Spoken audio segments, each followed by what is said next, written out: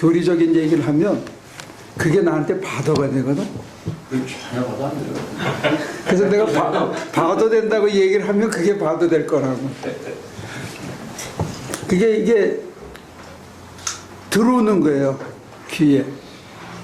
그러니까 여러분들은 제가 노래를 틀리게 부르면 귀에 들어오는 것처럼 혹시 제가 다른 교회나 이런 분들이 신학적인 얘기를 할 때 뭐라 그러면 저한테는 이게 귀에 들어오는 거예요. 반박자가 틀렸는지 한 박자가 틀렸는지 무슨 얘기하고 뭐가 짬뽕이 됐는지가 이게 귀에 들어오는 거예요. 그래서 이제 어떤 면에서는 그렇게까지 뭘 그렇게 해야 되냐 하는데 그게 전체의 흐름을 흐트러뜨릴 때가 많이 있거든요. 그래서 이제 제가 여러 차례 얘기를 하게 되고 그게 어떤 면에서는 여러분들에게 똑같은 얘기를 계속 왜 저렇게 반복하나 하는 그런 생각을 줄 수도 있을 것 같아요. 오케이.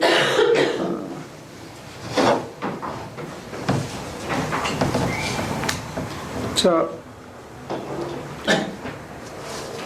사도행전 27장 21절.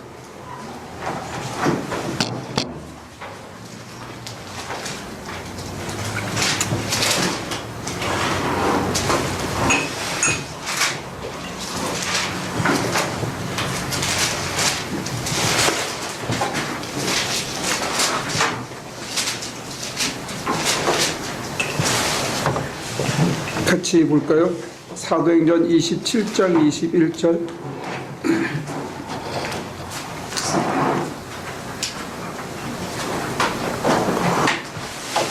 사람들은 오랫동안 아무것도 먹지 못하고 있었다. 그때 바울이 이렇게 말하였다.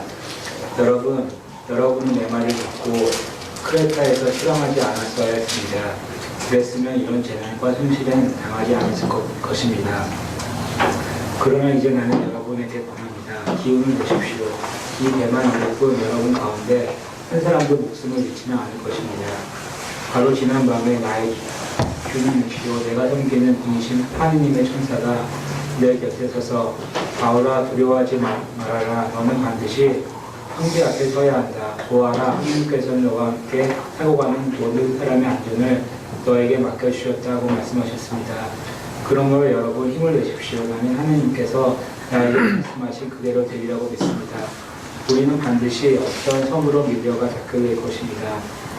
19일째 밤이 되었을 때 우리는 아드리아 바다에 떠밀려 다녔다. 한밤중에 사람들은 어떤 육지에 가까이 이르고 있다고 짐작하였다. 그들이 물 깊이를 재어보니 20길이었다. 좀 더 가서 재니 15길이었다. 우리는 혹시 암초에 걸리지는 않을까 염려하여 고물에서 탄 4개를 데리고 아리 3개를 부대하였다.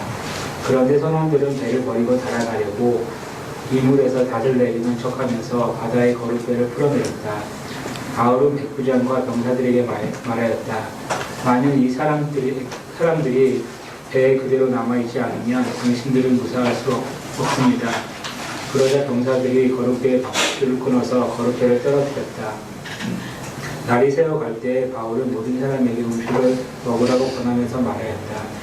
여러분은 오늘까지 4일 동안이나 마음을 졸이며 아무것도 먹지 못하고 굶고 지냈습니다. 그래서 나는 여러분에게 음식을 먹으라고 권합니다. 그래야 여러분은 목숨을 유지할 힘을 얻을 것입니다. 여러분 가운데서 아무도 머리카락 하나라도 잃지 않을 것입니다. 바울은 이렇게 말하고 나서 빵을 들어 모든 사람 앞에서 하느님께 감사를 드리고 떼지어 먹기 시작하였다. 그러자 사람들은 모두 용기를 얻어서 음식을 먹었다. 배에 탄 위에 분은 모두 676명이었다. 사람들이 음식을 배부르게 먹은 뒤에 남은 식량을 바다에 버려서 배를 가볍게 하였다. 날이 새니 어느 땅인지는 알 수 없지만 모래밭이 있는 항만이 보였다. 그래서 그들은 어떻게 해서든지 배를 거기로 몰아 해변을 대기로 작정하였다. 밭을 모두 끊어서 바다에 버리고 동시에 키를 묶은 밧줄을 늦추었다. 그리고 앞서서를 올려서 바람을 타고 해안 쪽으로 들어갔다. 그런데 두 물살이 합치는 곳에 끼어들어서 배가 모래톱에 걸렸다. 이 물은 밖에서 움직이지 않고 고물은 심한 물결에 깨졌다. 병사들은 죄수들이 혹시 헤엄쳐 도망갈까봐 그들을 죽여버리려고 계획하였다. 그러나 백부장은 바울을 구하려고 병사들의 의도를 막고 헤엄칠 수 있는 사람들을 먼저 뛰어내려서 밑으로 올라가라고 명령하였다. 그리고 그 밖의 사람들은 널빤지나 부서진 배조각을 타고 무치로 나가라고 명령하였다. 이렇게 해서 모두 무치로 올라가 구원을 받게 되었다. 아주 성공 스토리인데 제가 뭐 세월호 사건을 전혀 폄하할 생각은 없고요. 우리 세월호 사건 때 바울 같은 사람이 하나 있었으면 다 살 수 있지 않을까 좀 아쉬움이 있는 그런 대목인데, 여기 이 본문 내용이 만약에 정확하게 일어난 사건을 정확하게 기록한 것이라면 여기 뭐가 이상한 부분이 있지 않을까요? 여러분들 생각에는 읽으시면서 좀 이상한 대목이나 이게 안 맞네, 이게 상식적으로, 이런 부분이 있나요?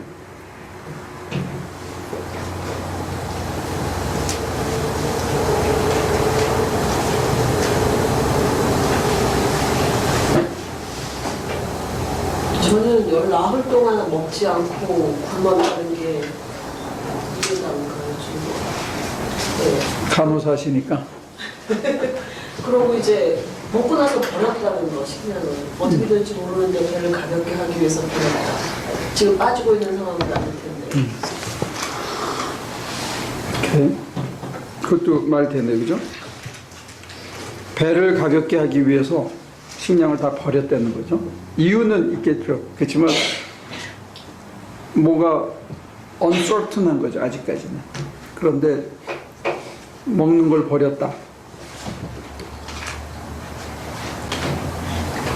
보름 동안 풍랑이 워낙 심해서 음식을 먹을 수 없고 먹으면 다 토하고 이러는 거는 우리가 상식적으로 상상할 수는 있을 거예요. 어느 정도 깨핑이. 근데 이걸 버렸다, 뭐 믿고 버리냐? 배가 빠지는 사람인데 버려야죠. 배가 빠지는 판에 이거 뭐 사람도 무거운데.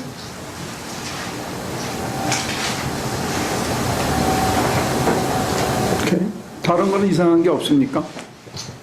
그 선원들이 도망가려고 할 때 못 도망가게 했는데 그 사람들이 없으면은 당신들도 무사하지 못한다 하는 얘기는 바울이 처음부터 주님이 말씀하셨기 때문에 니네는 머리카락 하나 안 다친다라고 얘기한 거하고 그거하고 관련이 전혀 없는 것 같은데, 배를 몰기 위해서는 맨 마지막에라도 제대로 몰기 위해서는 사람의 도움이나 선원들의 그 기능적인 프로페셔널한 그런 기능이 필요하다 하는 거는 우리가 개핑을 할 수가 있죠. 상식적으로 그런데 만약에 진짜 그게 하나님이 하시는 거였다면은 걔네들 도망가게 무슨 강성도 편이면 그랬을 것 같아요.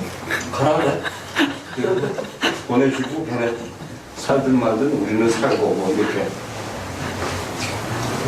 그게 좀 강성도 편이면 김종환 목사가 대신 할 수 있어?부터 물어보죠.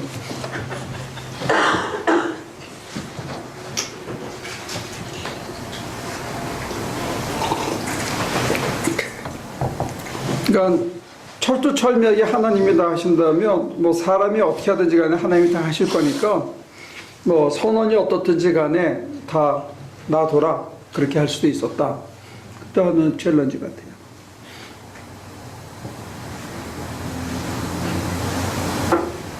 그게 이제 우파극인데 그 우파극에서 조금 끌고 들어온 거예요, 지금. 다른 거는 여러분들 이상한 거 없습니까?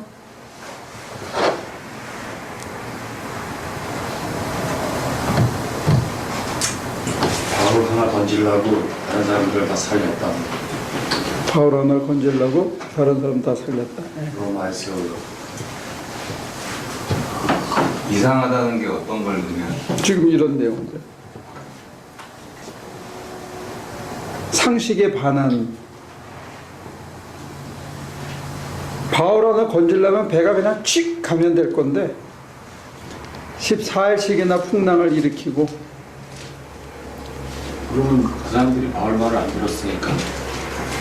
그냥 칙 갔으면. 아니 안 떠났으면 됐다고 그랬잖아요.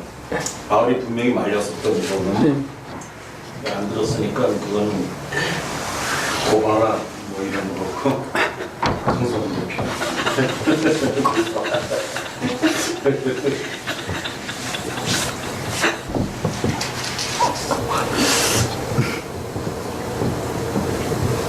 이상한 게 없어요? 다른 거 한번 찾아볼까요?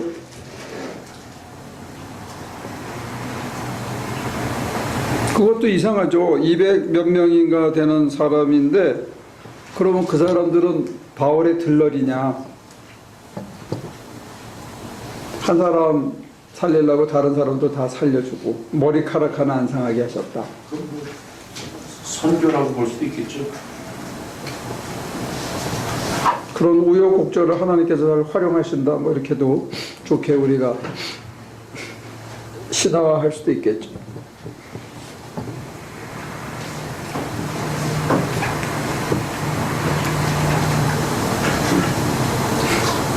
바울은 지금 예루살렘에서 붙잡혀가지고 압송당해서 가는 길에 지금 로마로 가는 길 도중에 배를 탄 거예요. 그죠? 그때 당시로서는 육로보다는 해로가 훨씬 더 안전하고 간편하고 빠른 수송 수단이었고 단지 겨울에 그 풍랑이 있는 거기도 스톰이 있다고 그래요. 그러니까 스톰은 아니겠죠. 그러니까 좀 풍랑이 심한 그러니까 허리케인이나 이런 건 아니고 허리케인이라든지 태풍이라든지 타이푼이라든지 이런 건 아니고 거기도 이제 풍랑이 심해서 배가 뒤집히는 또 깨지는 조난당하는 지중해에도 그런 거는 있다고 그래요. 그런데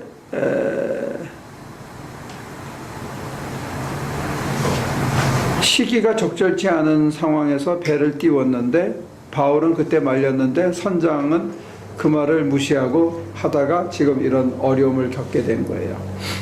이 상황이 진행되는 동안에 여러분들이 보시기에는 수상한 점이 없냐 이거죠. 42절도 죄수들이 혹시 훔쳐 도망갈까봐 죽여버리려고 당사들이 그랬다는 거가 지금 다 죽을 판인데 뭐 거기서 또 자기네가 또 저지를 하는 거야. 죄수들은 예를 들어서 묶여가지고 배를 졌다가 파손을 당하면 병사들이 죽이고 자기들은 떠나고 그랬던 건데 이걸 안 풀러주죠. 쇠사슬에 묶여있더니 죽게. 괴탄이 그럴 수 있어요. 그때의 풍습에는 그런 게 있었던 것 같아요. 그리고 이상한 거는 앞절에 보니까 뭐 백부장, 뭐 선장, 선주 그러니까 제일 높은 사람들이 많은데도 불구하고 바울이 진두지휘하는 것 같은 그렇죠. 그게 그렇죠. 말이 좀 반대. 말이 안- 몇 명 중에 바울은 죄수로 간 건데 죄수의 말이 모든 사람을 움직인다는 게 말이 안 되죠. 근데 말이 안 되게 하는 주체가 누구냐 이거죠. 주체 하나님이시겠죠. 하나님이 왜 그 말도 안 되는 짓을 하실까?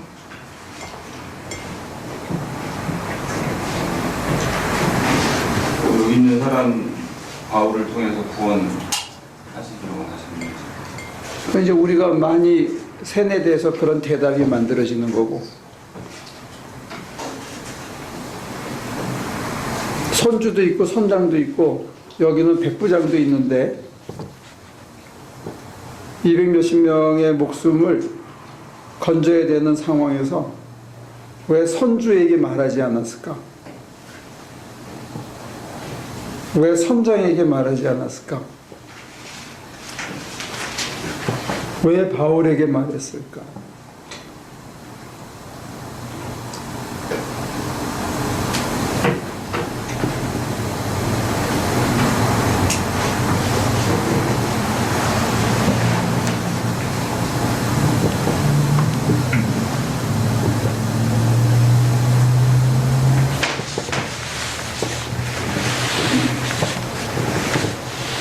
여기 와사비 문장이 하나가 하나님의 천사가 곁에 서서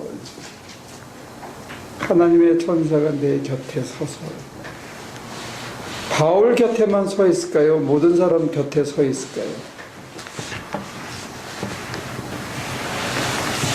배는 선장 거지만 거기 타는 사람들은 지금 바울하고 연결되어 있는 사람이 있어요. 그래서 35절인가 보면 떡을 가져다가 모든 사람 앞에서 하나님께 속삭하고 떼어 먹기를 시작하고 저희도 다 안심하고 도망하고. 그 아까 우리 전태일 집사가 지적한 것처럼 선주도 있고 선장도 있고 백부장도 있는데 지금 바울이 죄수 중에 하나인데 진두지휘를 한다. 이게 모든 상황을 버려라, 먹자, 용기를 내라, 하나도 안 죽는다, 이런 얘기를 마구 이제 바울이 하는데 사람들이 그 말을 경청, 의심, 확신 이게 막 뒤섞여 있잖아요. 백부장은 어떻게든지 간에 바울을 살리려고 병사들이 그렇게 하는데도 못하게 하고, 백부장은 그 중에서도 가장 신뢰하는 바울의 말을, 그리고 다른 사람들은 지금 상황에서 먹자 그러니까 어쩔 수 없이 다 같이 먹고, 어떤 면에서는 반신반의하고 어떤 면에서는 그것밖에 길이 없으니까 따라가기도 하고, 여기서 가장 마음을 다해서 따라가는 사람은 백부장이라는 사람 하나만으로 지금 나타나 있는 거죠. 지금 여기서는 선주나 선장의 역할이 미니마이즈 되어 있는 상황이에요. 굉장히 상식에 반하는, 뭐 세월호 선장처럼 팬티바람에 지 혼자 살겠다고 나가는 놈이 있다면 그건 말이 안 되는 거지만, 지금 여기서는 죄수 중에 하나인 바울이 진두지휘를 해가지고 배는 다 깨졌지만, 식량도 다, 물건도 다 버렸지만 사람은 하나도 안 다쳤다. 다 헤엄쳐서 건너가서 모두 살았다는 거죠. 그리고 28장에 가면 나뭇가지를 들어서 불에 집어넣다가 튀어나와서 뱀에 물렸는데 그것도 안 죽었다.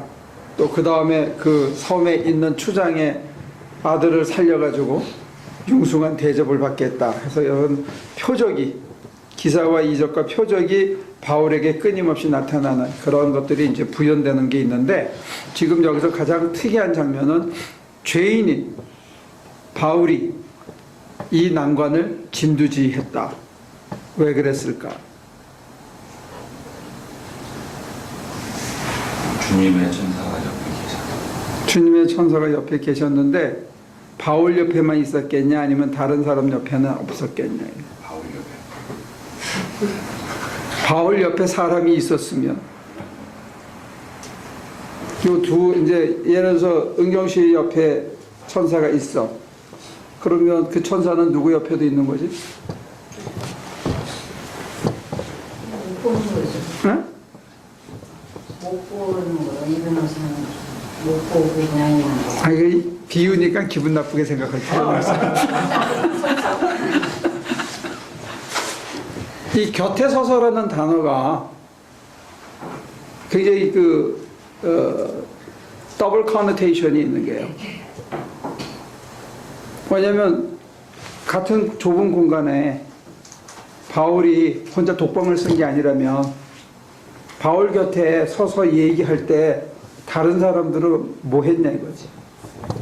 근데 진두지휘를 하려면 밑에서 얘기하기가 쉽지 않잖아요. 어딘가 올라가거나 이렇게 뭐 영화나 보면은 사람들한테 200명이나 되는 정도 공간이면 그럼 보통 위에 올라가서 올라가게 하죠. 아니 23절을 다시 읽어봐.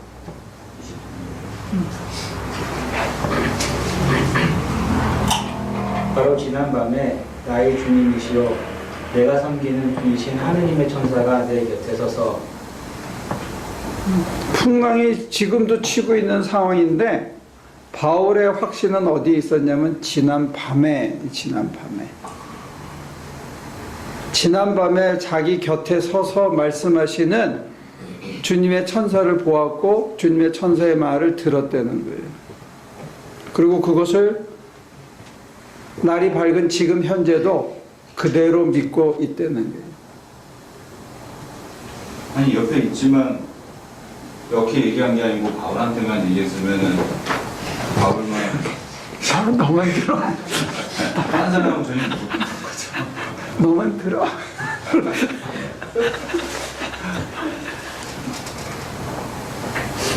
근데 이제 여기서 소위 신학적으로는 선택이냐 보편적인 거냐 유니버셜이냐 셀렉티브냐는 논쟁이 나오긴 해요.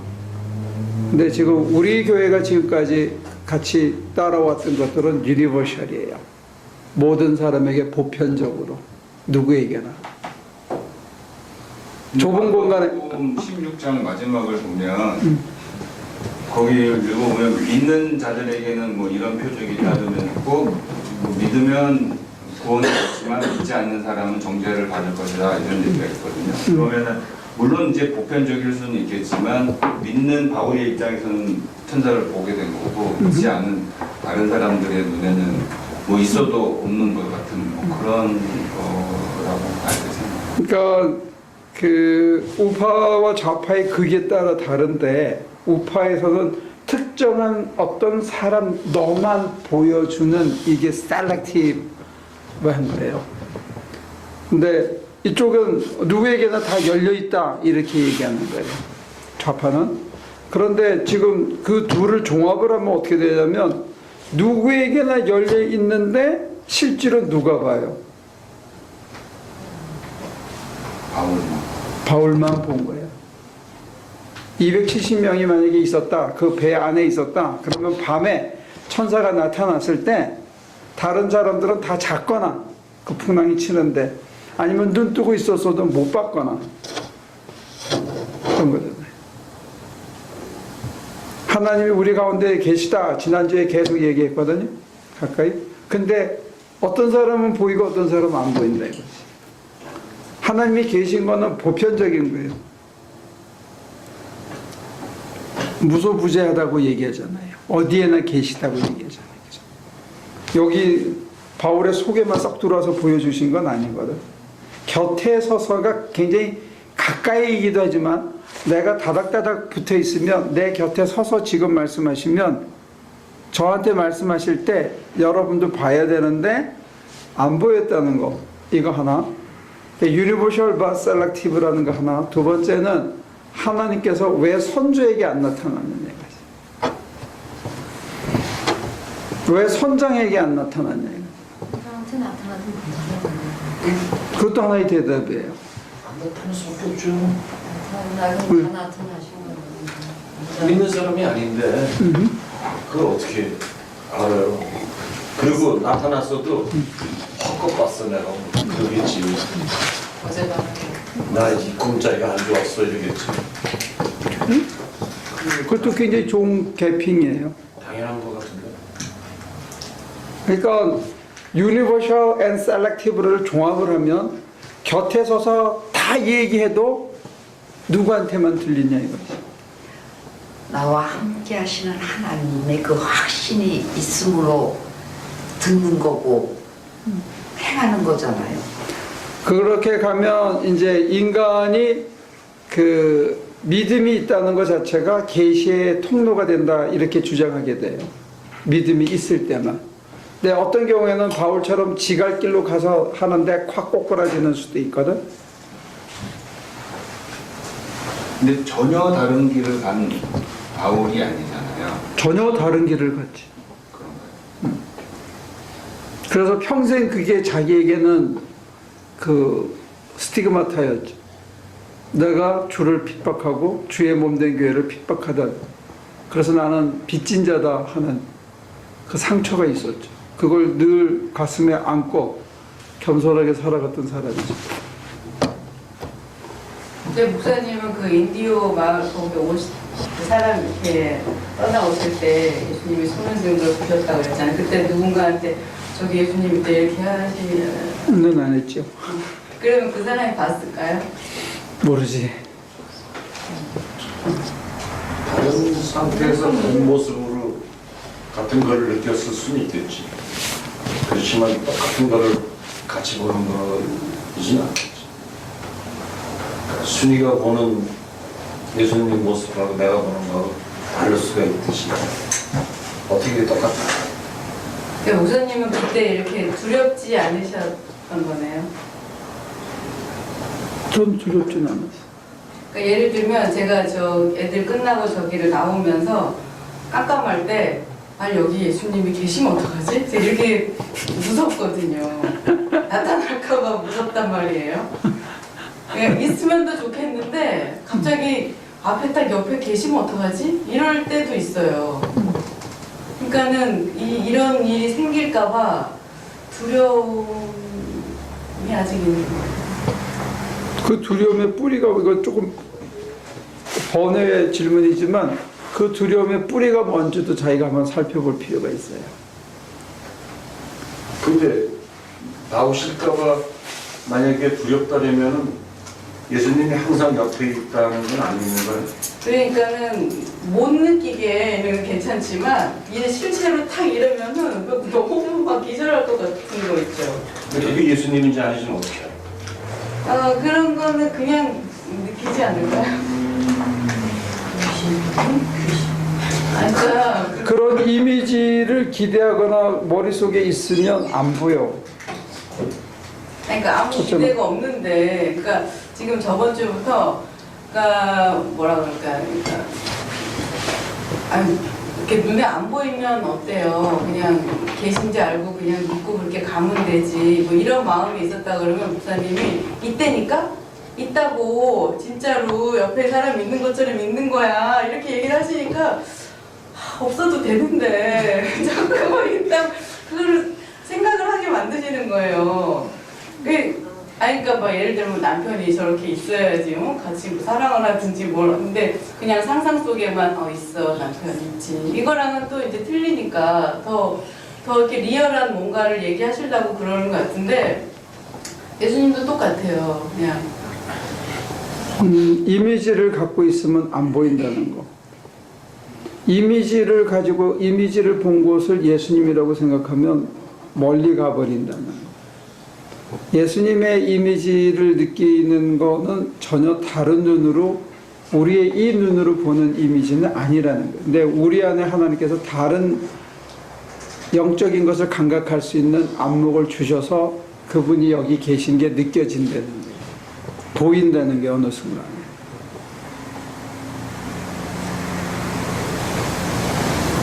근데 번외의 질문이라고 한 건 뭐냐면 보일까봐 무섭다는 그 얘기는 사실은 굉장히 중요한 얘기이기도 한데 내가 원치 않은 걸 지금 시키면 어떡하나 하는 두려움도 있어요. 그 얘기는.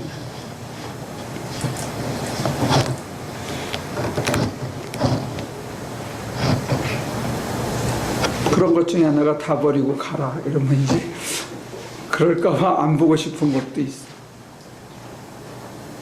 내가 제일 붙들고 있는 것을 놓아라 할까봐 그러는 것도 있어.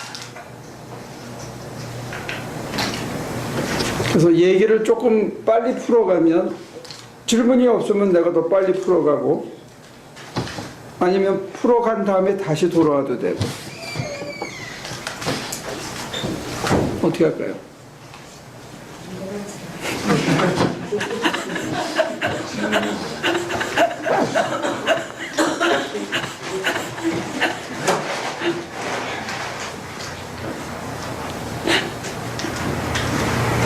그게 어디에 이렇게 딱 어태치가 돼 있어서 그게 힘든 건가요? 이미지에 붙들려 있어도 어렵고 내가 하고 싶은 거에 붙들려 있어도 그렇고 내 계획에 붙들려 있어도 그렇고 다 안 보여. 하지 마요, 네가. 너가 하지 마. 사랑을 해줘. 이미지를 내가 딱 간직하고 있고 우리가 그 그림에서 보듯이 노란 머리에 예수님, 장발의 예수님, 파란 눈의 예수님을 이미지를 계속 갖고 있으면 예수님이 안 보여. 그리고 사람들은 그 모습을 보고 광채가 나면서 예수님이라 그러는데 그거는 자기의 상상력이나 자기가 기존에 갖고 있던 개념이 덧붙여진 예수님이기 때문에 제한적인 거라는 거예요. 그거보다는 훨씬 더 팍 넓혀져 있다는 거예요. 그냥 있음을 내가 감지하는 것이 그림으로 그리면 그게 안 맞아진다는 거예요. 그래서 곁에 서 계신데 못 느끼는 거예요. 다 맞는 얘기들 하신 것 같아요. 선조한테 계셨을 거예요. 근데 아무리 가까이 있어도 안 보이고, 뭐냐면 눈이 가려져 있고 그런 게 어딨냐라고 스스로 부정하고 있고. 그러니까 하나님께서 우리하고의 계시의 관계 소통에 있어서 우리가 자유로이 자유를 반납하고 그분이 하시는 방식에 나를 내어드리는 그 열려짐이 있기 전까지는 보이지 않는다는 거예요. 내 방식을 고집하는 한에 있어서는 그렇게 보여질 수가 없다는 거예요. 그래서 영화 옛날에 무슨 거의 한 10여 년 전인가 무슨 영화를 봤는데 굉장히 인사이트풀한 게 뭐냐면 지구에 있는 여자를 선정해가지고 그 여자를 불러. 그래서 이 무슨 기구가 돌아가는 데서 글로 하면 4차원으로 빠져서 우주의 어느 쪽으로 가는데 그 여자의 아버지가 나타나.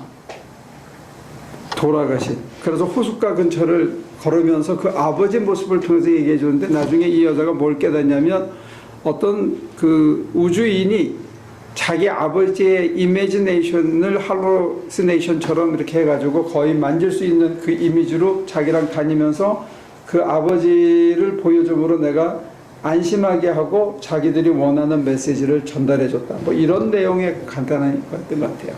근데 그 굉장히 인사이트풀한 것 같아요. 근데 우리가 하나님의 가까이 계심을 느끼려고 할 때 또는 우리 주님의 모습을 그런 식으로 형상화시키고 구체화시키면 멀어진다는 거예요.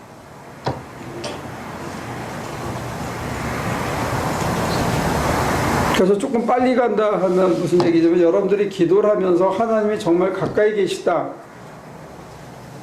정말 가까이 계시다 생각하면 여러분들이 할 수 있는 것은 정말로 속에 있는 모든 것을 정결케 하는 것 외에는 할 수 있는 게 없다는 거예요. 근데 그 정결해지는 것 자체도 자기 힘으로 잘 안 돼. 그래서 계속 도움을 청하면서 자기를 다 버리고 났을 때 여러분들이 어디서 멈추냐면 잔잔하게 편안해지고 아 좋다 이러면 아 기도가 잘 되나 보다 이렇게 판단이 드는 순간 그 기도는 그냥 거기서 멈춰버려. 더 안 넘어가고. 근데 기도가 멈추는 자리가 어디냐면 여러분들이 이렇게 앉았다가 다 조금씩 내려주고 편안해지고 맥박도 느려지고 혈압도 뚝 떨어지고 고요해진 상태에서 여러분들이 아 편안하네 오늘 기도가 잘 된다 이러면 거기서 더 안 가. 그런데 만약에 그 상태에 있고 나서 나중에 여러분들이 스스로 어떤 모습까지 봐야 되냐면 자기도 모르게 입이 미소가 지어지는 상태로 가 있으면 여러분들이 온몸으로 하나님의 임재를 감지하기 시작한 거예요. 환한 미소가, 잔잔한 미소가 우리가 아주 좋은 사람이랑 같이 있을 때 내 얼굴에 미소가 있어서 이렇게 있듯이 그게 오래되면 저와 여러분들의 인상도 바뀐다는 거예요. 기도 생활이 오래돼요.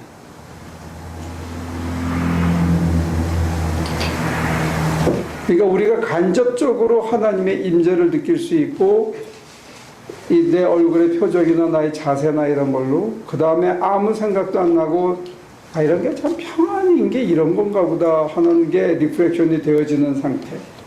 자기가 눈 뜨고 있었을 때는 걱정 근심거리 또는 뭐 속상하고 얄밉고 뭐 이런 일들이 있었을 수 있는데 자우장 그 상태에서 하나님 앞에 앉아서 모든 게 내려졌을 때 모든 게 비워졌을 때 하나님과 나 사이에 아무 너울이 없이 가림이 없이 모든 게 비워진 상태에서 내가 맛볼 수 있는 것은 평안과 잔잔한 미소를 그 이상을 기대하지 말라고 저는 권하고 싶어요. 여러분들은 뭘 자꾸 기대하냐면 평안해진 다음에 그 다음에는 엑스타시를 기대하는 사람들이 있어요. 환희와 하는데 그거는 자주 오진 않아요. 엑스타시를 기대하는 것도 일종의 그거는 중독인 것 같아. 그리고 그 상태를 맛봤다고 해서 자기가 도가 터졌다고 착각들 하는데 절대로 그거 아니라는 거예요. 거기서 멈추면 안 돼요. 편안해진 상태의 감각을 저는 여러분들이 키우라고 싶어요. 왜? 그 상태로 24시간 살면 우리의 인품이 조금씩 변해간다는 거예요. 실생활에서 어떤 난관을 만나든 어떤 상황이 있든지 간에 그 상태의 심령의 상태를 그대로 24시간 유지하면 좋겠다 이거죠. 열받는 인간을 만나고 인생이 지루해지더라도 그 심령의 상태를 내가 기도하면서 잔잔한 미소를 띠고 하나님께서 나를 다 받아준 것 같은 그 심령의 상태를 유지하는 것, 눈 뜨고 그 감각을, 그게 제가 볼 때는 제일 중요한 게 아닌가 생각합니다. 그게 우리가 이 땅에서 누릴 수 있는 최고의 보상이다, 최고의 은총이다, 저는 그렇게 고백하고 싶어요. 그러면 우리가 찬송가에서 성령과 피로써 거듭나니 세상과 나는 간 곳 없고 사랑의 주만 보이고 초막이나 궁궐이나 다 그런 얘기들, 그게 어떤 상태를 얘기하는지 우리가 찬송가 속에 나와 있는 찬송들이 자기의 일상이 될 수 있다 이렇게 보는 거죠. 너무 빨리 갔나? 지난주 말씀하실 때는 기도 아닌 방법, 그러니까 열려있는 상태면 어느 순간 그냥 훅하니 하나님의 인재를 감지할 수 있어요. 감지할 수 있다라는 거 하고 오늘 말씀하신 거랑은 연결돼요. 오늘은 이제 기도를 또 한 상태에서 느낄 수 있는 거에 대해서 말씀해 주신 거죠. 지난주는 그렇지 않더라도 느낄 수 있는. 그렇지 않더라도 늘 곁에 계신 게 눈을 뜨고 감지가 되면 내게 기도할 수밖에 없는, 기도를 사모하게 할 수 있는 그런 기반이 되는 거고, 기도하면서 계속 헷갈리고 차라리 내가 자야 되는데 이런 온갖 별의별 생각들이 다 날 때 내가 그래도 사모할 수 있는 기반이 되고, 끊임없이 나를 비우고 또 비우고, 왜 그분이 여기 계시니까 그걸 신뢰하면서 다 내려놓고 났을 때 제일 먼저 찾아오는 게 평안이라는 거예요. 그 다음에 희열이 찾아오는데, 희열이 찾아오기 전에 잔잔한 미소가 여러분들의 입가에 떠오르면 여러분과 하나님과 깊은 교제가 시작됐다 이렇게 생각하면 좋거든요. 근데 희열에 대해서 너무 중독되지 말라요. 애딕되지 말라는 거예요. 하나님께서는 저와 여러분들이 잔잔한 행복감과 잔잔한 평안을 느낀 상태의 감각으로 24시간을 그렇게 살 수 있는 인간이 되기를 바란다. 제가 전해드릴 수 있는 얘기인 거예요. 그러면 하나님이 채워가시는 겁니다. 당신의 품성을. 그러니까 하나님의 품성을 우리 안에 채워가는 것이 중요하고, 그분과 늘 끊임없이 교제하고 그분을 향해서 내 마음의 중심을 드리고 교제하는 것이 중요한 거지, 환희와 희열에 붕 뜨고 전생이 보이고 내가 어디 들락날락하고 이거는 사사로운 거예요. 거기 빠지면 더 나갈 수 없다는 거예요.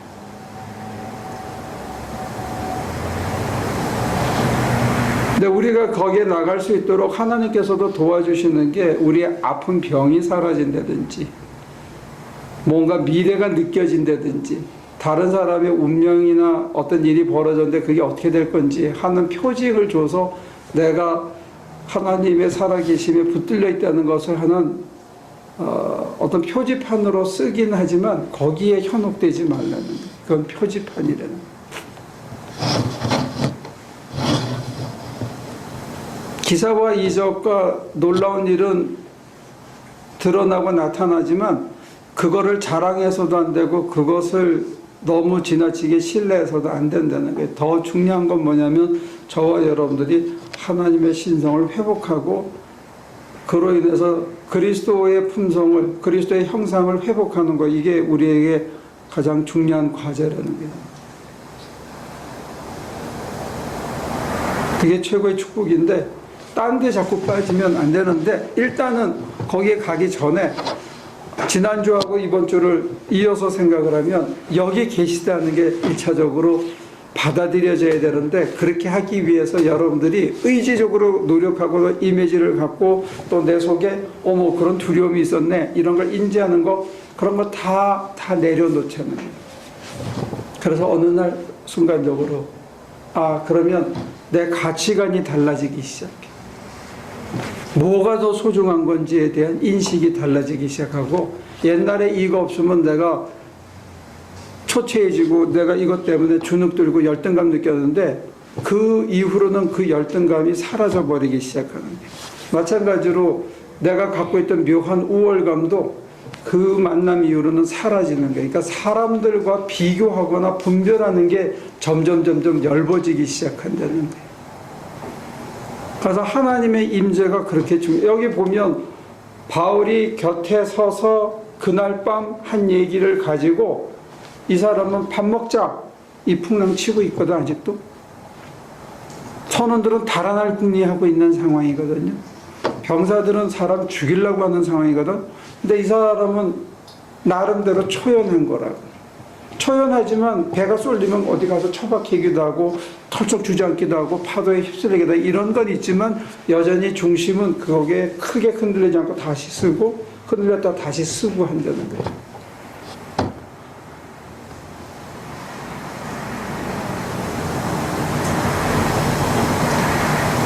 생사열반으로부터 초극한 거고, 이 사람한테 딱 하나 남은 건 뭐예요? 그러면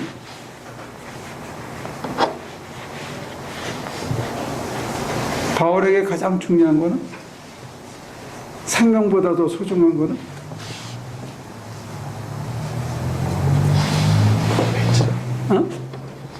배짱이야? 배짱은 왜 나왔냐 이거지. 생명보다 소중한 것을 수행하기 위해서.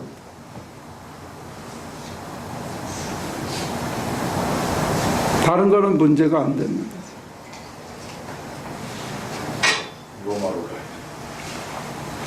로마로 가서 주님을 증언하는 것, 주의 일을 하는 것, 이 소명이 생명보다도 소중한 거예요.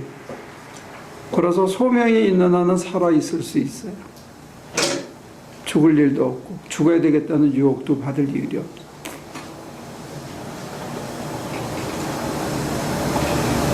어떤 의미에서는 현대 신앙인들에게 제일 약해진 부분이 소명의식이에요. 그게 없어서 신앙생활을 하면서도 이게 뜨뜻미지근한 게 있어. 교회 생활은 하고 주일날 나오고 수요일날 나오고 뭐 학교 클래스도 듣고 하는데, 내가 이것 때문에 산다 하는 이게 약한 것 같아. 그럼 어떻게 할 수 있을까? 나의 소명이 무엇인가? 저 사람이 겪었던 거를 지금 넘어가야 소명이 보여요.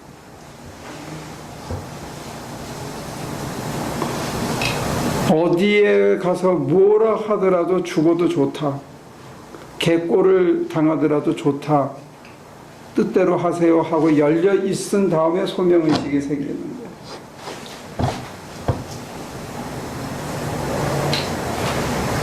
그건 넘어가야 되는 거죠. 보통은 소명을 받고 그걸 극복을 하는 게 일반적으로 드는 생각인데, 근데 보이지 않는 걸 먼저 고생하고 난다. 너의 소명은 이거다. 그러면은 참 그 믿음이라는 게 참 정말 대단한 믿음이 아니고서는 쉽지 않겠다라는 생각도 종종 들거든요. 바울 같은 경우는 소명을 여러 차례 받는데요. 가장 유니버셜하고 보편적인 소명을 이방인에게 정해야 된다 하는 것 때문에 다메섹 도상에서 먼저 받지요. 그러고 나서 다소에 내려가지요. 13년인가를 보냈대지요. 그리고 1차, 2차, 3차 전도 여행 후에 지금 이런 일이 벌어지는 거거든요. 풍랑치는 바다 한가운데 옆에 계신 분을 만난 거예요.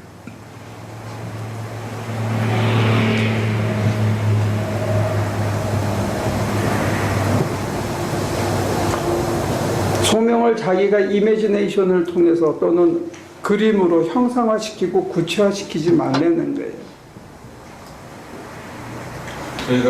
제가 대학교 때 그 수련회를 가면 이제 부흥회를 늘상 하잖아요. 대학생 수련회들, 기독교 수련회를 가면.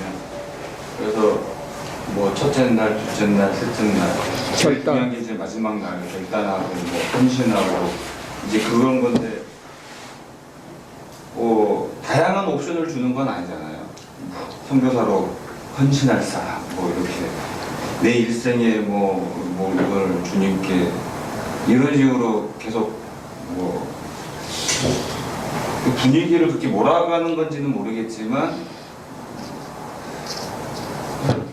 헌신한다 하면은 뭐 교회 열심히 하거나 아니면 선교를 나가는 거에 대한 포커스가 아니면 그 선교 단체의 뭔가 일원으로서의 쪽으로 더 하지 일상생활에서까지 뭐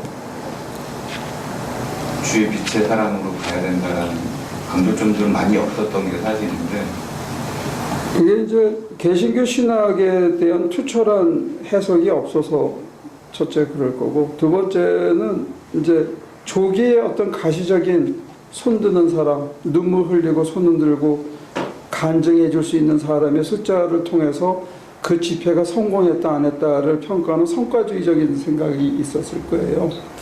그런데 이제 신학적으로는 뭐라고 그러냐면 그렇게 예상된 결과가 나오도록 프로그램을 도입을 해가지고 감동을 주고 격한 의조로 사람을 드라이브해서 마침내 결단하도록 하고 해서 결단하게 하는 그런 것들을 전부 pseudo religious experience라 그래요. 유사 종교 체험이라 그래요. 그리고 종교학에서는 조금 더 비난해서 비판적으로 얘기하면 그 artificial이라 그래요. 인위적인. 그걸 제가 영어로 쓴 거를 한국말로 조작 경험이라고 번역을 잘못했다가 혼난 적이 있어요. 종교 체험을 조작했다는 거냐? 그런데 참 외람되게도 종교 체험을 어느 정도 조작할 수 있어요. 그런 것 중에 하나가 뜨레스디아스 같은 것들은 어떤 틀을 넣으면 예상된 결과가 나올 거다. 그 다음에 붙잡고 기도해주고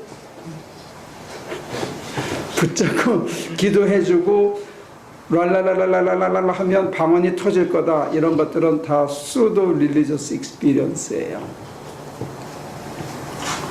그리고 아까 전 집사님 얘기한 것처럼 그럴 때 막 손들고 자기도 헌신하겠다고 하는 애들을 보고서는 선생들끼리 5명 그래서 작성서 쓰고 이름 명단 다 남기고 그리고 걔는 돌아서서 집에 갈 때 어떡하지 나 손 들었는데 아까 그리고 그때 또 걱정해 학생들이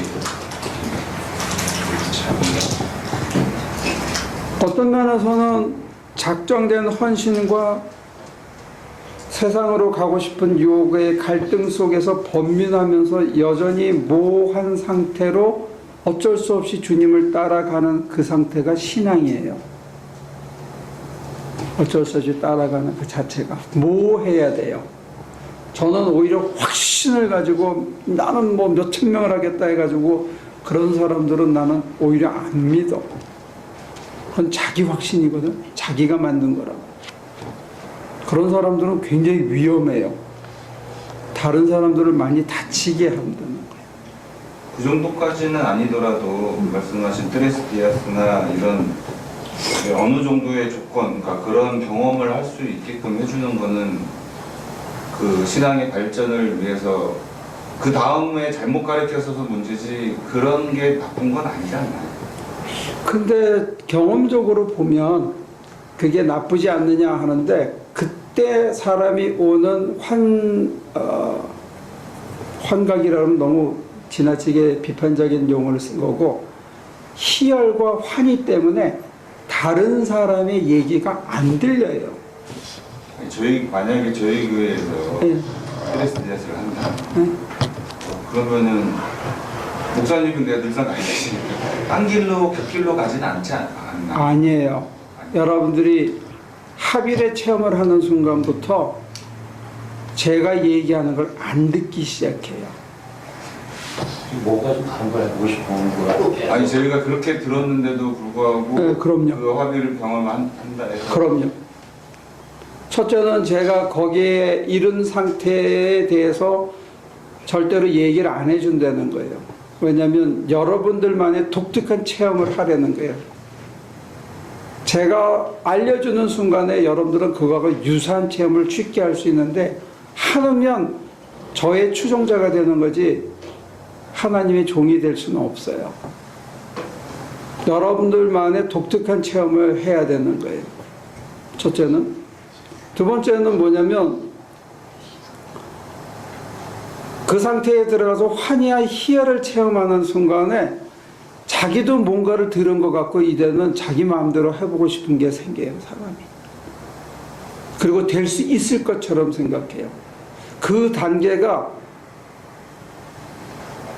그 이후에 자기 몸에 다져지기까지 10년이라는 또 다른 세월이 필요한 첫 출발점이라는 걸 생각을 못하는 거예요. 그러면 이제 여러분들이 어이씨 갈 길이 너무 먼 거 아니야 이렇게 오해할 수도 있는데 그 10년은 같이 가고 끌려가고 즐기고 가고 기쁨으로 가는 길이기 때문에 그렇게 긴 세월처럼 느껴지진 않는 때에 반해서 몸에 다져지는 기간은 참 오래 걸린다는 걸 제가 지금 강조하는 거예요. 인품이 바뀌는 거는, 인간이 바뀌는 거는. 그거는 그 위의 문제인데 지금 여기서 중요한 힌트 중에 하나가 제가 이상하지 않냐고 했는데 여러분들이 아까 태호 씨가 비슷하게 얘기했지만 하나님께서 선주한테도 선장한테도 얘기 안 하고 바울에게만 했다면 거긴 특별한 이유가 있지 않겠냐.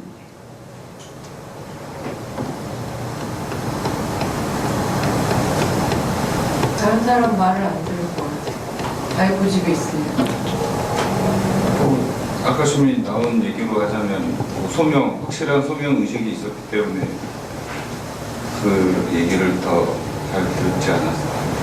아니 내가 이 선장이고 배를 얼마나 몰았는데 누구 말을 듣는다는 거가 아무리 그게 하나님이라도 무슨 말을 안 들을 거고.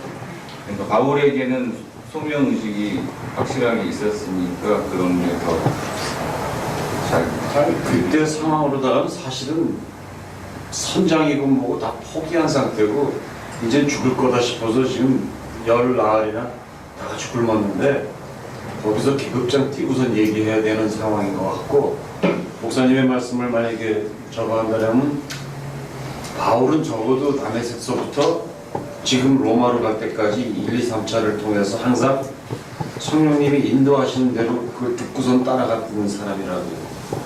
그러니까 혼자밖에 들을 수가 없죠. 들을 준비가 돼 있는 사람인데.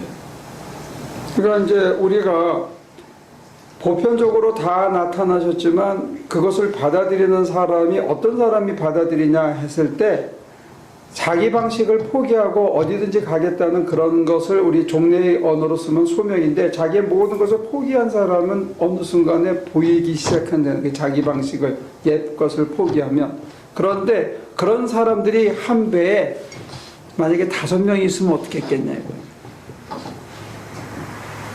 하나님이 5사람한테 다 똑같이 얘기하셨겠냐? 만약에 5사람이 똑같이 다 얘기하면 그 5명이 바울이 얘기할 때 4명이 맞습니다. 우리 저대로 따라가야 됩니다. 이렇게 얘기했겠냐 이거죠.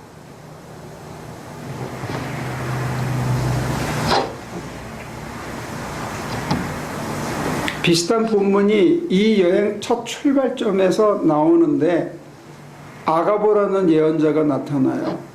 바울이 빌립의 집에 머물 때 빌립의 딸들이 예언자였어요.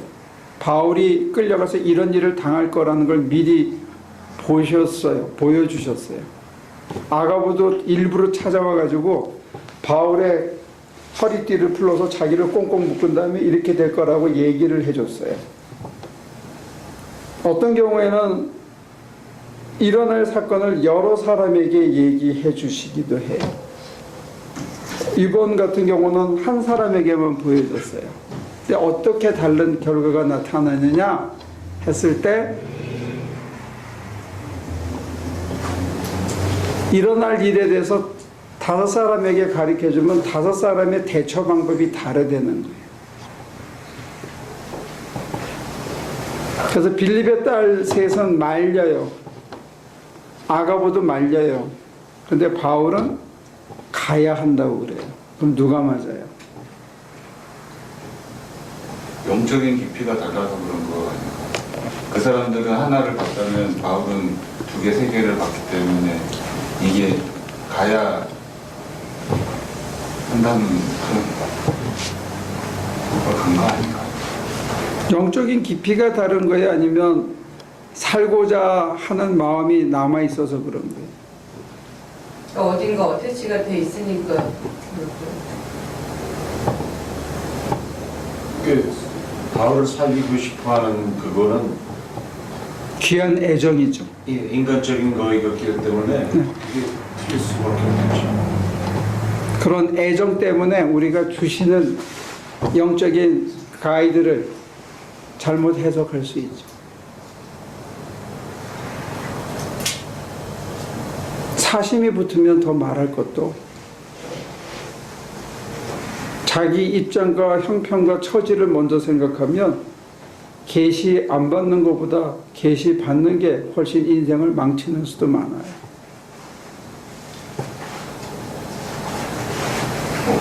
안 보이는 게 더 좋은 거네. 안 보이는 게 50점 정도 되고 지 맘대로 해석하면 한 25점 정도 되는 거거든요. 그럼 그 아가보라는 그 예언자는 어디까지 봤던 걸까요? 예언. 바울이 잡혀가는 걸 그대로 본 거예요. 그거만 본 거죠. 그렇죠. 그 이후에 뭐 어떤 정신이라는 걸 못 보니까. 예루살렘에 올라가면 잡혀 죽는다는 것까지만 본 거예요. 근데 그걸 통해서 어떻게 돼야 된다 하는 거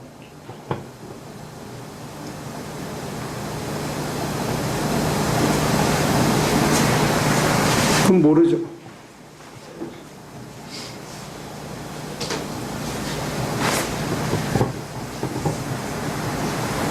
그런 걸 하나님이 보여주셨다는 거는 이제 그걸 막으라는 의미로 아마 해석을 할 수가 있는 거겠죠. 그 사람들에게.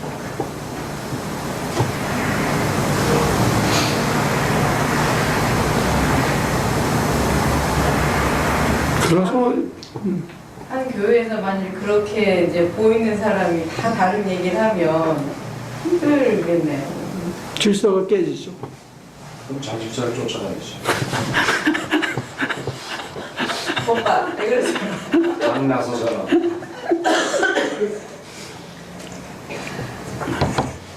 따라가지. 그럴 때는 가만히 있어야 돼요. 움직이지 않고.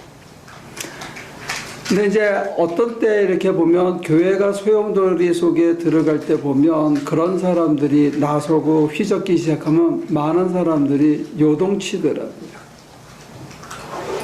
그게 이제 바벨탑에서 사람들을 흩트리고 무너뜨리는 방식이랑 동일한 사건이 벌어지는 것 같아요. 다 저마다가 옳은 거예요. 자기 입장에서. 근데 절충도 안 되고 소통도 안 되고 상호 이해도 안 되고 그런 순간에 이게 그 집단 전체가 와해되기 시작해요. 굉장히 무서운 거예요, 이게. 그래서 여러분들한테 일반 목사님들이 이 세계를 안 보여주고 싶어 한 거예요.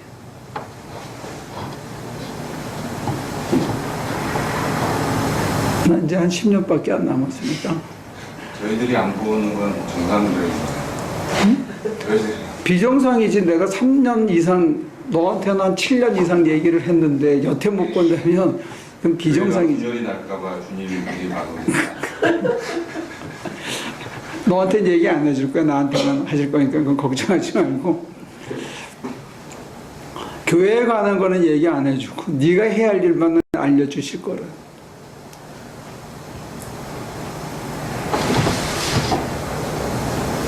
저 목사님들도 참 힘드시겠어요.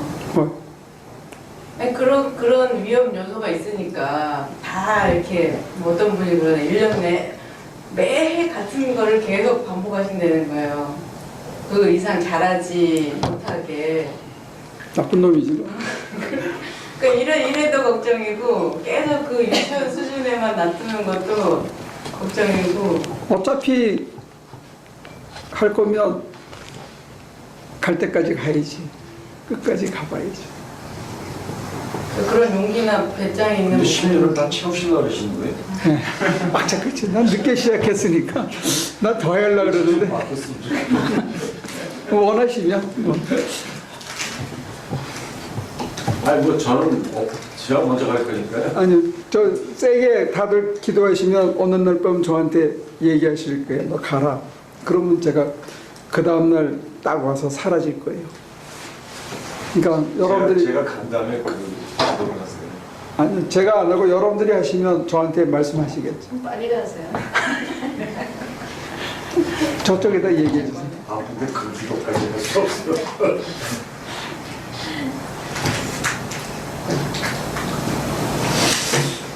그 깊이를 한번 같이 더 가고 싶은 거예요.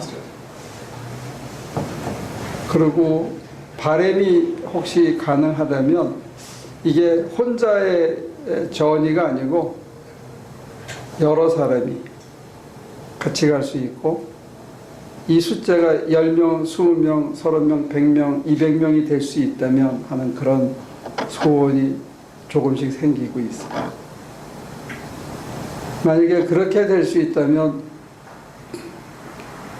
삼박자 축복이라든지 물질의 축복을 구하는 신앙으로부터 좀 자유로워지지 않을까 하는 그런 설렘이 있고, 남을 위해 사는 게 남도 살리고 나도 살리는 신앙의 길이다 하는 게 우리가 실천돼서 확증될 수 있다면 성경이 전하는 메시지를 우리가 이 시대에 복원할 수 있지 않을까 하는 그런 기대는 있어요. 될지 안 될지는 모르지만 그게 저한테는 소명이에요, 지금. 그래서 버티는 거지. 누가 그러더라고. 그렇게 바쁘게 살아요. 난 뭐 좀 힘들긴 가끔 하지만 그래도 재밌는데 왜 그러냐 그랬더니 뭐 그래 이것도 하고 저것도 하고 뻑하고 멕시코 가고 뭐 그렇게 좀 쉬세요. 저한테 계속 그러더라고. 근데 계속 쉬고 싶으면 병원에 들어가는 거 말고는 길이 없거든. 근데 병원에 가고 싶진 않아, 난 사실. 차라리. 그것도 양로병원에는 별로 가고 싶은 생각은 없어. 가고 싶어 가는 거 아니에요? 그 나이 되면요. 자식들. 네, 자식들. 그러니까 안 가게 자식을 첫째 멀리하고 두 번째는 계속 움직이고 계속 움직이는 거야. 어? 일거리 없으면 일거리를 만들어서 남의 뭐 하자겠다는 얘기를 계속 해주는 거지. 그러면 양로병원에 안 갈 수 있지 않을까. 자식들이 들여다보고 케어하기 귀찮으니까 갔다가 그냥 쳐놓으면 되니까요. 강제로. 근데 계속 움직이시는 거 남을 위해서 사시는 거 다 좋은데 주위 사람들은 괴롭히지 말아야지. 아니 옆 사람들까지 괴롭히고. 자.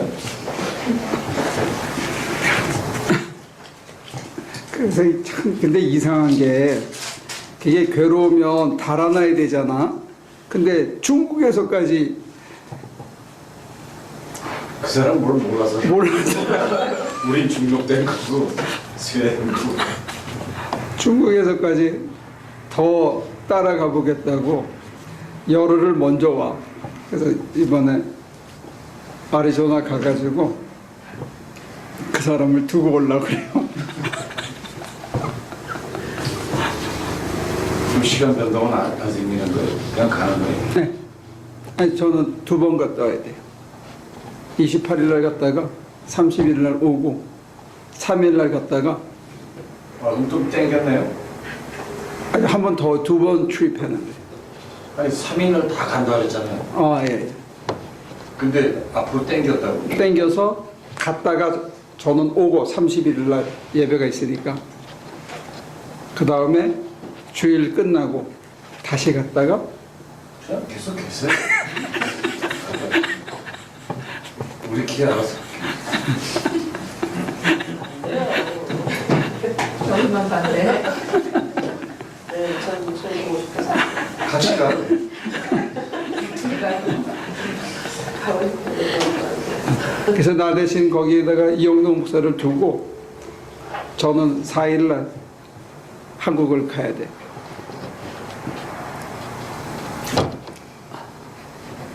바쁘게 살죠. 역마살이 있나 봐.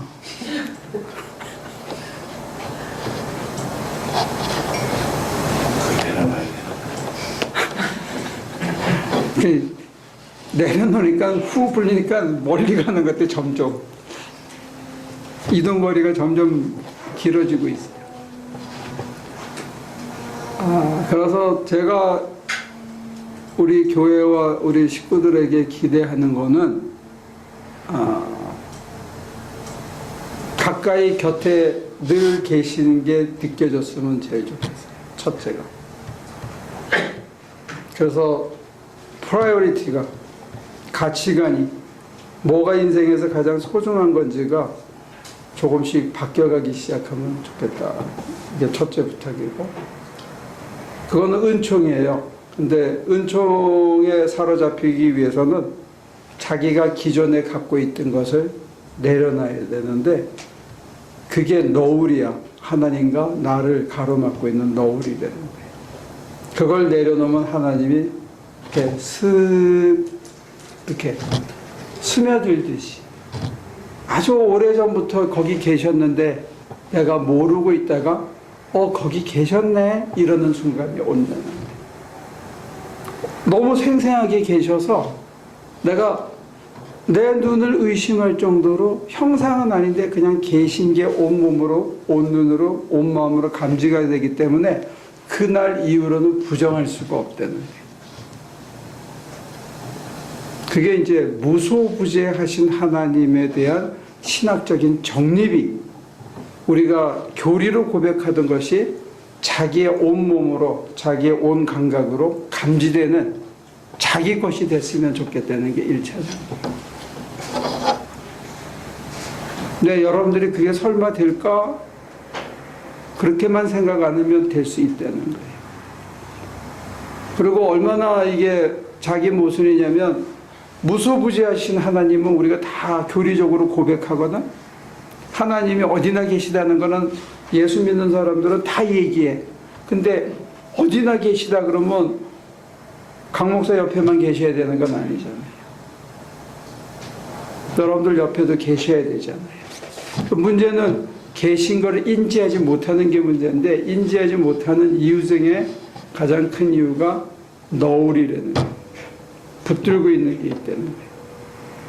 바꾸지 못하고 자기를 주장하는 게 있다는 거예요. 그걸 내려놓으면 감지가 되는 거예요. 그게 첫째고, 그 다음에 기도가 재밌어져야 된다는 거예요. 기도에서 평안함과 사랑할 때에, 첫사랑을 할 때의 그 콩닥거리는 잔잔한 기쁨과 미소가 여러분들의 얼굴과 삶 속에 회복되어지는 거예요. 그러면 파급되는 게 뭐냐면 부럽지 않다는 거예요. 창피하지도 않고 부럽지도 않고 열등의식도 없고 남하고 비교할 것도 없고, 거기서부터 이제 자유가 시작된다는 거예요. 그래서 저는 우리 식구들이 이 자유가 누리는 자유와 잔잔한 행복감, 미소, 이런 그 가치를 자기 몸에 새기면서 이거를 전도해 줬으면 하는 거예요. 근데 이거를 전도하려고 그러면 부끄러웠던 자기의 과거를 털어놔야 되는 브릿지가 있어야 이 사람들을 여기까지 끌고 올 수 있어요. 그게 여러분들에게는 아픔인데, 이거는 깊은 하나님과의 영적 교제와 일치감이 있어야 이게 아무것도 아니어서 얘기해 줄 수 있고, 그 사람을 살리는 게 더 소중하기 때문에 자기를 열어놓을 수가 있어요. 그러려면 정말로 깊은 하나됨의 체험이 있어야 된다는 거죠. 그러면 그 감각을 가지고 일상에서 매일매일 하면서 자기의 성격과 자기의 대처 방법과 자기의 처신이 살아가는 삶의 패런이 조금씩 바뀌고 있는 스스로를 보게 되어질 것 같다. 그러면 이건 우리가 그때는 전도해야 된다. 그러면 사람들이 돈이 없어도 행복해질 수 있다는 거. 때로 실패해도 행복해하고 조금 잘 나간다고 해서 남들을 깔보거나 무시하는 그런 어리석은 짓을 안 하고 살 수 있다. 이제 저는 그렇게 간증하고 싶은 거예요.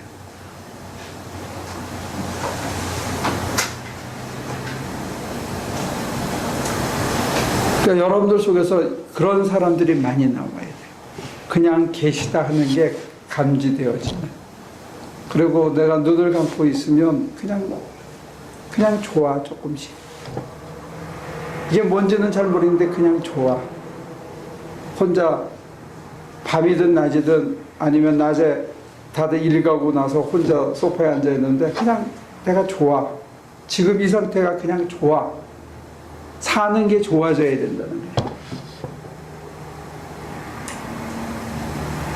특히 저처럼 무드 다운에 시달렸던 사람들은 사는 게 좋아지면 이건 굉장히 좋은 거예요.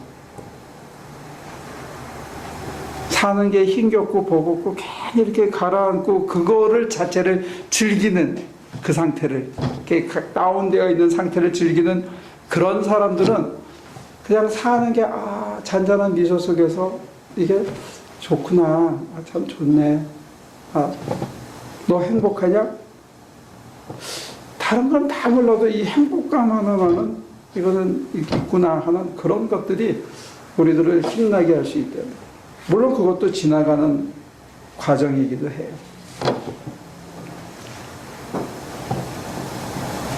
그래서 그런 사람들이 많아지면 남을 위해서 헌신하고 살 수 있는 힘이 모아지고 그게 이 세상을 조금씩 밝혀주지 않을까 그렇게 기대해요.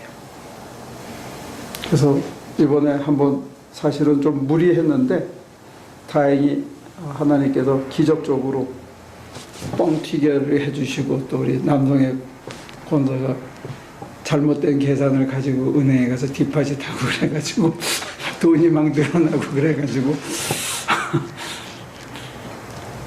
거의 무려 15,000불 정도 모았지?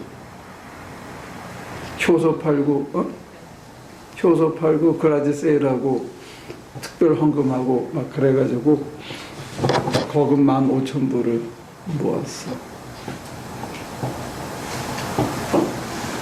그러니까 여러분들 삶에서도 만약에 그런 일들이 수시로 매일 기대치 않은 어머 어떤 이런 일이, 그래서 이것들이 징표가 되면 돈에 대해서 걱정하지 않고 염려하지 않고 내일에 대해서 염려하지 않고 사람들이 뭐라 그러는가에 대해서 연연하지 않는 그런 자족의 삶을 살 수가 있다는 거죠. 저는 그게 부활의 삶이라고 믿어요. 거듭난 삶이다. 이제 그걸 우리가 다른 사람들에게 설득하고 전하고 같이 그 길에 같이 가자고 그렇게 얘기할 수 있을 것 같아요. 그래서 좀 많아지면 좋겠어요. 그 나만 떠들지 말고 여기 꽉 차가지고 그렇게 얘기하고 저 지난주에 이런 걸 겪었는데 혹시 목사님 얘기하시는 게 이런 거 아닌가요? 그러면 내가 얘기한 것보다 더 새로운 경험을 했네. 그러고 나도 배우고 그러면 참 좋겠다 그렇게 생각해요. 요즘 몰랐어요. 네? 몰랐어요. 네.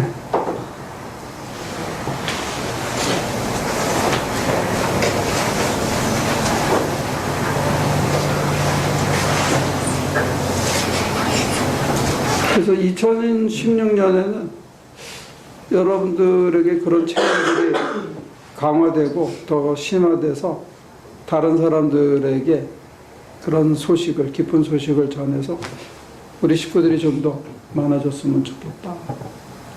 그런 소망을 가집니다. 그리고 모아진 힘이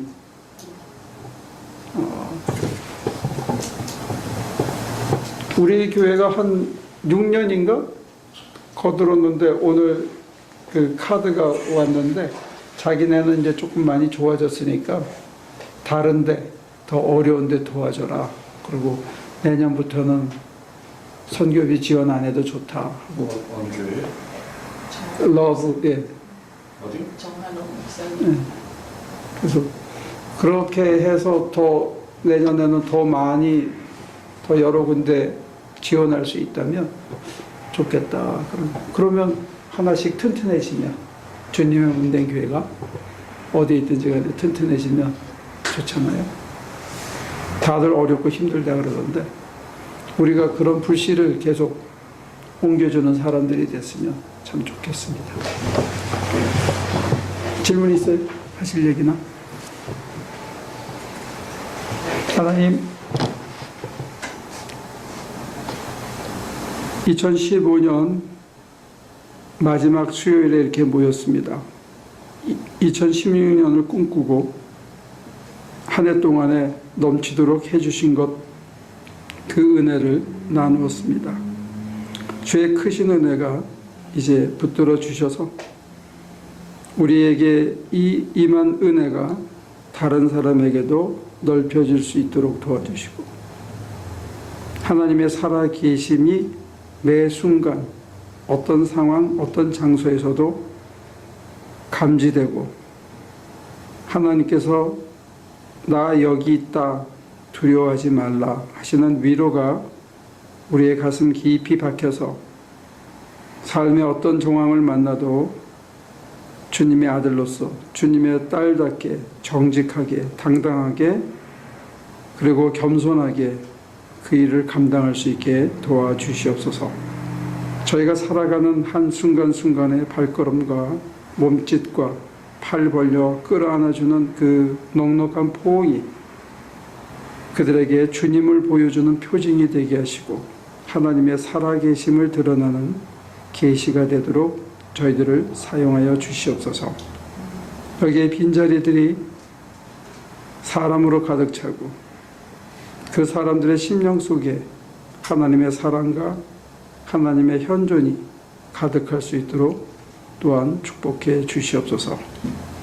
이제 돌아가는 발걸음과 또 다가오는 새해의 모든 삶을 하나님의 손에 의탁합니다. 우리를 인도하시고 선하신 뜻을 우리 각자를 통해서 또 우리 모두를 통해서 힘을 합해 뜻을 이루어 가시기를 간구합니다.